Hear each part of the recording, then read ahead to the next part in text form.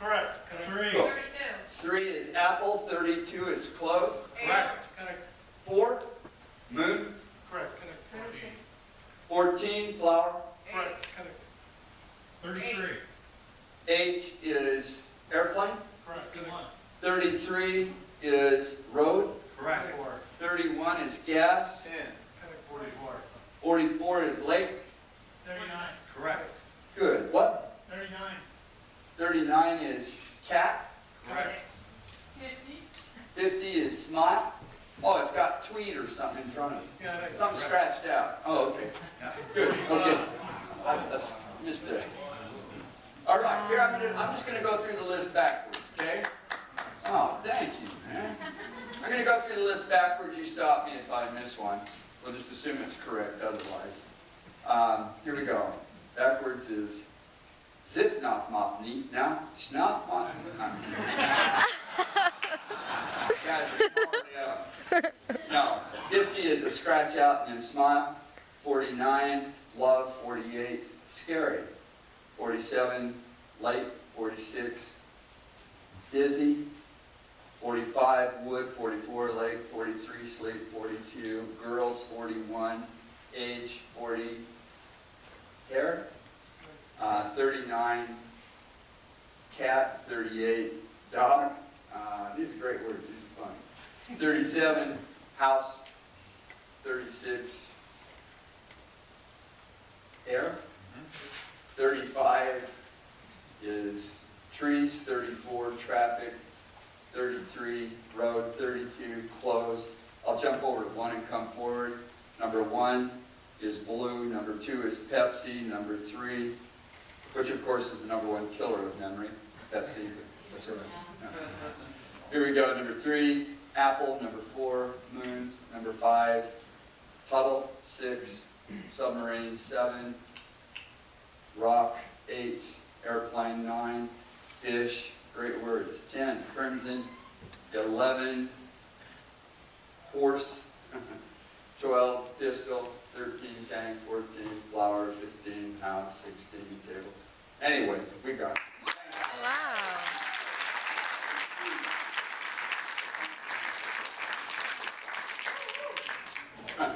Got to do a time check, so I haven't showed up soon. Anyway, I've had a lot of people say to me in the media, and even at some of the symposiums where I'm invited to lecture as the enemy in the camp, what got you into this? Because you say stuff and do stuff that we've never heard, even from complementary and alternative sources and things like that. What got you going there, you know? And it's too long a story to share the whole thing, but just basically, I was born in Star Valley, Wyoming. 2 years of age, we moved to the Sierra Nevada mountains. My dad and some of his brothers were miners, and they worked at the Hellhole mining camp right across the Utah border from the West Desert. When I was 5, there was an accident at the mining camp that blew off one of my dad's brother's legs and put both eyes out of another brother. And so that was it for them. They said, that's enough. So they left, moved into a huge metropolitan city. I'd never lived in a city before. I was 5 years old. We moved into this gigantic city that had a population of close to 500 people. More cars than I'd ever seen. They even had a gas station. I'd never seen that. That gas station is where they went down to play checkers in the afternoon. It was kind of a soda fountain place. It was also kind of like a small hardware store. And you could have your oil change and get gas. And just right next door was the post office. I didn't even know what any of that was. So it was quite a thrill. And made 3 little friends real quick. But because the little town I lived in was in Utah, it was a very religious community. And we weren't religious. But every Sunday, these 3 little boys that were good friends right from probably the first week I moved in, they'd come over every Sunday and, do you want to go to Sunday school? And their hair was slicked back and they were dressed funny, and I said, I don't think so. And I shut the door. And that went on for 3.5 years, until finally one Sunday, "You want to go to Sunday school?" Okay. So I went to Sunday school, and I heard a story from Melvin Lake's mom reading out of a big book that I later learned was the Judeo-Christian literature, the King James Version of the Bible. And apparently there's a little book in there called the Book of Daniel, and she read the first chapter. It was about King Nebuchadnezzar, how he conquered most known the world, brought in young people from all these communities. He wanted to treat them in a 3-year encampment like princes. He wanted to teach them the tongue of the Chaldeans. He wanted his learned men to teach them their science or studies that they had understood. He wanted them to be fed right off the menu that the chefs would prepare for him every day. And at the end of 3 years, he was going to interview all of them and then extrapolate those that would sit in Senate Council and help him to rule his empire. Well, 4 of the kids came forward and said, "We can't eat the king's food. We don't want the sweetmeats. We don't want the dainties and things. All we want is pulse to eat and water to drink." And they were like, "You're going to endanger our head to the king if he sees you getting sickly looking. You've got to eat the food, the king's food." And they said, "Listen, give us 10 days on pulse and water." Here's the King James Version of that. "And at the end of 10 days, look at us and look at everybody else. And as you see, just deal fairly with us." These 4 boys, I later learned, had come from some kind of an Essene Hebraic community. And that's why they didn't want to eat the food that was being given them. So they consented to let him do it for 10 days. At the end of 10 days, it says in this little story, these 4 boys appeared fairer and brighter in their countenance and stronger in their flesh than any of the others in the camp. So they took away the allotment of the king's food and gave them pulse and water. At the end of 3 years, it says they were 10 times better at all of the sciences than his own learned men. So those 4 continued with the king up to the time of King Cyrus. I later learned that would have made Daniel, Shadrach, Meshach, and Abednego. Those were weird names for me back then. Not Daniel, but the others. And the way she helped us to remember him, she said, "Shake the bed, make the bed, and to bed you go." And it worked, because I never went back to Sunday school even once, and I can still remember it. But I hear this story about these kids eating pulse and drinking water, and they were 10 times smarter than anyone else. What's pulse? And so that thrilled me. I'm going to tell you in about 2 minutes. Thank you. So what happened was, I hear the story how they were 10 times smarter, and my older brother Tom, he was a straight A student in school, and I was a straight, not very interested. And so I thought, if I can get 10 times smarter, I can kick his butt when it comes to grades. Because my mom, every single week, several times a week, "Come on, Don, you got to do your homework. Don't you want to be smart like your brother Tom? Come on, do your homework. Don't you want to get good grades like Tom?" And she was just ragging on me all the time about Tom and how smart he was. I hated his guts. So there I was. I got on my bike, I shot up the hill, I ran to the house. My mom was down washing clothes and bringing them out on a hand crank Maytag washing machine, which most of you have never heard of. But there she was. And I yanked on her dress. I said, Mama, where can I get some pulse?" She looked at me and said, "Excuse me?" I said, "Where can I get some pulse?" She said, "Well, put your 2 fingers right there." She did. And I said, "No, that's not what it is." She said, "What are you talking about?" I said, "I went down to Sunday school." "You went where?" "Sunday school." "Yeah?" "Well, there's a lady down there that read out of a big book, and there's something that you eat that makes you smart." And she said, "Oh, good. Why don't you get on your bike and ride to her house and ask her?" I'm like, "Duh." Okay.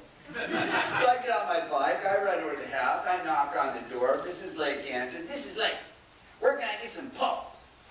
She goes, "Excuse me? Where can I get some pulse?"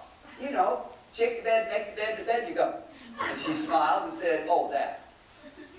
I don't even know what pulse is." I was a spunky little kid. I think she could tell I wanted to bite her. Don't dangle a carrot in front of this kid and get away with it. So she said, listen, I can tell this is important. I'm going to call the local bishop. He'll be able to tell you. I said, well, thank you. Thank you very much. She calls him. He invites me over. I go over. He pulls all these books down out of his library, puts them on this big desk, starts opening and reading. After about an hour, and I realize now he was going through exhaustive scriptural concordances, Bible dictionaries, lexicons, all these different things. But there were so many different ideas about what pulse was. Some said it was fruit, some said it was vegetables, some said it was a mix of fruits and vegetables, some said it was the seeds of leguminous plants. I didn't know what leguminous was. So I asked, and he said, you know, beans. I said, well, why didn't it just say that? And then there was some kind of an unleavened cake. And he finally shut the books and he said, I am so sorry. I thought this was going to be easy. It's obvious we don't know what it was. And then he said something that messed me up for the rest of my life. He did. He looked right at me and he said, young man, I can tell this is important to you. And I think if anybody could ever find it, it'll be you. Boy, I walked out of that house, got on my bicycle. I had a purpose to my life. I spent 17 years of my adult life, went to 33 different countries, which have been divided now into over 60 countries. I lived amongst about 14 different indigenous peoples. I went into dusty old catacombs looking for records. I went to collections of ancient and arcane artifacts. I went to some of the world's biggest collections, libraries, rare book collections at universities. I was granted special dispensation to see different collections because the curators, starting out here at the Metropolitan Museum of Art of Egyptian Collections in New York, had called over to the British Museum, and so they let me in and see some stuff, and then Myers Collections. And eventually I was invited to come to Vatican City to see their collection because they all knew I wasn't dangerous and I was just looking for a meal. It was so weird. So I saw collections that most people never see. And the things that I came across in the 17 years of looking for that, dealing with health, and dealing with natural, innate, scholastic genius that every child has, blew me away, shocked me. And all I wanted to do was to share it with others, so I started sharing it with friends and anybody that would listen. After 17 years of not finding it, I finally quit. 2 years later, purely accidental meeting of a billionaire at a soup and salad bar in Washington, D.C., just south of Towson. We get in a conversation. His family owns one of the world's largest private collections of ancient arcane artifacts. His job as the keeper of the estate from his great-great-great-grandfather that had come out of Europe back in the early 1700s. His job was supposed to spend so much money each year adding to the collection. And he brought up that he was getting ready to hire 6 people because they had one building with over 40,000 purchases from the 1700s that they had never even opened or uncrated. And they wanted to use micrometers and measures and display and record so they knew what they had. And he jokingly said, how would you like to have a job? He said that to the wrong guy. I literally reached out and grabbed his arms while he was eating. I looked right in his eyes and I said, sir, there's nothing I want to do in my life other than that. I want to help you with that. And it's important enough to me that you don't even have to pay me. He knew nothing about my background and what I've been through looking for this thing. I didn't think I'd find it. I hadn't thought about pulse in 2 years. That wasn't it. I just wanted to see the collection and see if there were things there that would stimulate more understanding. 2 months into the job, because I got the job, thankfully, I opened up a crate. There's a translucent green glass which I recognized in the British collections mostly, British Museum. And sure enough, there's a receipt. The family bought it from them. Another receipt showed that the British Museum had received it as a gift from the Church of England. Another receipt showed the Church of England had gotten it as a gift from the Church of Rome, as a peace offering between those two factions at one period of time. I thought, man, what is this thing? Because most scrolls are boring. It's about property, taxes, just dump. And so I knew not to open it, because I don't know how to handle scrolls. They'll turn to dust if you don't know what you're doing. But there was a rolled up manuscript with a hemp string. I lifted it out, untied it, opened it up. Said it was a translation of the scroll done by a man by the name of Leadbeater and his team of scholars in the 1800s. I'd heard that name before in some of the collections. And so I thought, that's interesting, and I started reading, flipped the page. By the second page, the vocabulary and the vernacular of what was happening had me tearing up. I hadn't thought about pulse in 2 years. And in my heart of heart, I was hoping this was about pulse. It turned out to be 42 pages of information about nothing but pulse. It was actually in the Hebrew, the Zeorgim. Pythagoras had pulse, but he called it the meal of Hercules at the Pythagorean Academy, which was also burned, and they were murdered there as well by the same militant group. Anyway, this document talked about the 7 mouths of 7 witnesses that affirm the sacred efficacies of that meal and why it was put into place. And it was all based upon measures of the human body in 5 ratio measures of plant whole foods. Your body is built on 5 measures, 1 to 1.6. And anciently, they believed that everything that's important in creation comes in 3s. They realized by observing that there are foods that grow under the ground in the basement of the earth. There are foods that grow on the main floor of the earth, and there are foods that you have to climb trees and reach up into the heavens to get. 3 levels. They looked at your finger and saw the same principle of 3s. That measure in relationship to the next 2 back out is 1 to 1.6. That's a 5 ratio. Some people know it today as the golden mean, or the golden section, or the golden spiral. You do that, that spiral is in the exact same measures as the cochlea of the ear, which is a spiral, just in smaller magnitudes. It's the exact same measure as the galaxy in which we live, which is a spiral nebula. It's the exact same measure. It's almost like we're a microcosm of the macrocosm, and within it goes down even tinier.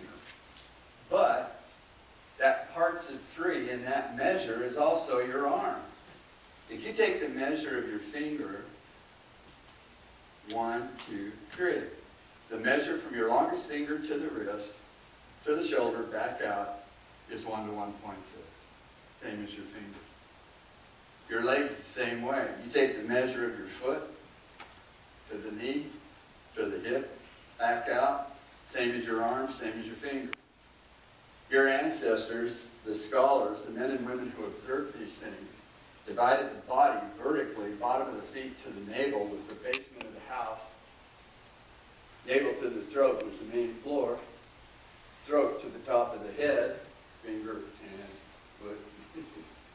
Same measures, 1 to 1.6.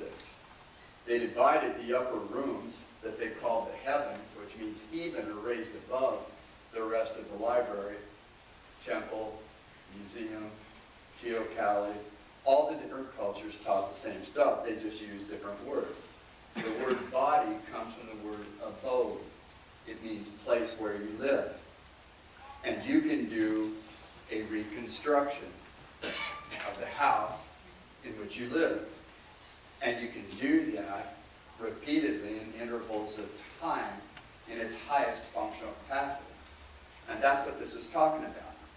The thing also talked about a witness to all of this in plants and identifying them as medicines for healing and regeneration and restoration in the temple, the body, the sacred house. It was called the signum natura in the Latin, meaning signs of nature. And it was a law of similarities. That if something looks similar in nature, like parts of your house, it is drawn to itself. A thing like itself is drawn. So for instance, they would look at this, a capsicum or bell pepper. They notice it looks like the heart. It's got 4 chambers just like the heart. And so your ancestors would have taught, this is good for your heart. Guess what they've done at the American Heart Association? They funded studies of tomatoes, which are red and also have 4 chambers. And they found out they're good for the heart. They actually help the function of the heart. Strawberries look like the heart, but the seeds are on the outside. If you have fibrillation and palpitations and crap going on, pig out on strawberries, because the seeds are uptaken by the lactose, and the first 3 feet of the small intestine goes into the bloodstream, broken down, and when it gets to the heart, balances rhythmic pattern. And they've studied, and it's published, but there's no money in this, people. There's no money. So, they looked at celery. Looks like a bone, snaps like a bone. Your ancients thought it was bone food, just like rhubarb. Guess what? Now they know it's true. Cornell Medical took 12 patients with advanced osteoporosis, stopped all the crap calcium supplements, which adds to the problems, and had them eat 3 large stalks of celery every day. Every single one of them, within 6 to 9 months, had no osteoporosis problems whatsoever. It's unreal. Carrots. Your ancestors would look at a carrot. Looks like it's got a pupil with an iris and radiating lines. Looks like a human eyeball. They believed carrots were good for the eyes. Studies done at the University of California, Berkeley by Dr. Marion Diamond shows, and they tested it on humans, if you have cataracts, glaucoma, loss of vision, take your glasses off and don't wear them because it's atrophying the visual function. The longer you wear them, you're going to have to get stronger and stronger lenses, and if you'll just stop it, unless you're doing something dangerous, thank you. No, I'm messing with you. But what they found out, if you eat 1 medium-sized carrot like this every single day for 7 days, it increases blood supply to the eyes by 25%, just in 7 days. But they also found out there's a problem with these foods. You have to chew them. That sucks, man. I'd rather have a pill in a bottle of Coca-Cola and I'll wash it down. People don't want to chew. Anything that comes in a head targets the head. You get Gray's Anatomy and look at the structures of the dendrites and parts of the brain. It looks exactly the same. And now they know that cauliflower, broccoli, cabbage, the cabbage has got those big arteries and veins in the leaves. They know it increases blood supply directly to the brain. These have what they call sulfurines today, and it helps to clear lipofuscin plaque, which helps to restore memory function. And it's just fascinating. We had people in Perth, Australia that has asbestos lungs. Some of them to the point they were going to have to be on machines and waiting for lung transplants. Your ancestors taught this is lung food if it's eaten raw, uncooked. You slice it like cookies, squeeze lemon juice, put good nature-made salt, not Morton with aluminum, good salt, and you eat 1 this size every day. It took these people anywhere from 5 months for some of them, up to 9 months for others. And they were off the iron lung, they were off waiting for transplants, they were just fine. Is that red potato? And what it is that little particles of potato, yeah, red-skinned potato, goes through the bloodstream. The cells won't even pick it up. Goes all the way through to the lymph stream, goes directly into the lungs. And the particles here swell up like little sponges and collect crap, toxicities, heavy metals, things like that, and takes it out of the body. Apples with the pectins do that to heavy metals in the brain. It'll pull it out. But it's interesting because this is a tuber. You can fry it, you can bake it, you can boil it, and those little suckers will still swell up and pull toxicities from the body. It's just that when you eat it uncooked, it goes directly to the lung. Okay? Ancients believed this was the womb and cervix of the female. I didn't have a knife, or I'd have cut it. You'd see the big seed in there. It looks just like a womb with a baby in it. One swollen seed in there. They've done studies on this now and found out that it can clear cervical cancers, prevent cervical cancers, stops dissension of the womb, prolapse. It also overcomes complications in delivery. And the good fats in this specifically targets a woman who wants to lose weight and helps her to shed fat, because it's the good fats. And fat protects the myelin sheaths of the nervous system. And so once you're giving it the good fats, the stored fat comes off. And guess what? It takes 9 months to grow an avocado from blossom to ripened fruit. Wow. Who made this crap? It's almost like they knew what they were doing. Pears, same kind of thing as an avocado, but targets a different function. Walnuts. Walnuts, they have a shell, it's like a cranial cap. You bust a walnut open. It looks like it has a left and right hemisphere. It's got the convoluted juridic folds or wrinkles right on the surface of the nut, just like the neocortex. Has the upper cerebrums, lower cerebellums. Now they know that the walnut and pecans are some of the best brain food that you can eat. There's a part of the brain called the amygdala that helps to target emotional neurochemistry. Amygdala in the Latin means almonds. Most people don't know that. Doctors don't know that. If you have any kind of mental or an emotional condition, you should go nuts. And that's actually where that phrase comes from. It is. You gotta go nuts. No, you are nuts. That's right. These have the highest concentration of omega-3s, 6s, and 9s, and there's no toxicity like there is in fish oil capsules that eventually leads to all kinds of liver, thymus, spleen failure, and other things. So there you have it. So what I did once I had found that document and read about it, I started handcrafting it. I have pulse here. I had enough. I was going to give samples to all of you, but thank you, Delta Airlines. I'm hoping it's there tomorrow before I fly out to Dallas. But I don't have it here for you to taste, but I'll tell you one thing. We offer it in 16 bags package. And if you want to experience literally a recognition and an awakening of ancestral memories somehow, it's almost like a time warp. I'm hoping that for your own health and highest functional capacities of mental and physical function, that you will do a 13 to 16 day pulse and water experience the way they did in the ancient world. The people that have done this, every single one of them have just been blown away by how they feel and what it does. Certified non-GMO, 100% organic, simply air-dried and crushed together. They used to take big granite stones and put it down and crush it and then pull it off and put it in shoulder strap first and walk around eating it. But you're going to love this kind of a thing, I really believe. And doggone it, I might go way too late. It's 9:15.